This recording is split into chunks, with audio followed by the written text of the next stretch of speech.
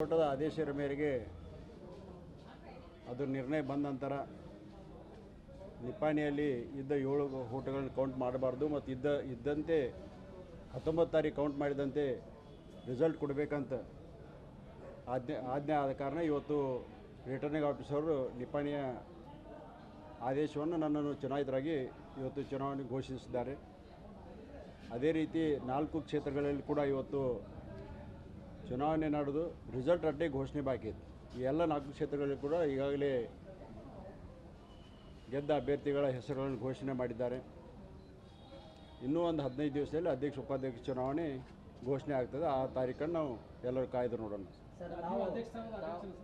ಎಲ್ಲರೂ ಆಕಾಂಕ್ಷೆ ಇರ್ತಾರೆ, ಎಲ್ಲರಿಗೆ ಆಸೆ ಇರ್ತದೆ. ಆದರೆ ಎಲ್ಲರೂ ಸೇರಿ ನಾವು ಏನು ಒಂದು ನಿರ್ಣಯ ತೊಗೋತೀವಿ, ನಾವಿರ್ಬೋದು, ಬಾಲಚಂದ್ರ ಜಾರಕಿಹೊಳಿ ಅವರು ಮತ್ತು ಸತೀಶ್ ಜಾರಕಿಹೊಳಿ ಅವರು, ನಾವು ಸೇರಿ ಅದನ್ನು ಒಮ್ಮತದಿಂದ ಅಭ್ಯರ್ಥಿಯನ್ನು ಆಯ್ಕೆ ಮಾಡ್ತೀವಿ. ನೀವು ಆಕಾಂಕ್ಷಿನ ಅಲ್ಲ, ಆಕಾಂಕ್ಷೆ ಇದ್ದೇವೆ ರೀ, ಎಲ್ಲರೂ ಇರ್ತಾರೆ, ಎಲ್ಲರಿಗೆ ಆಸೆ ಇರ್ತದೆ, ಎಲ್ಲರಿಗೆ ಇರ್ತದೆ.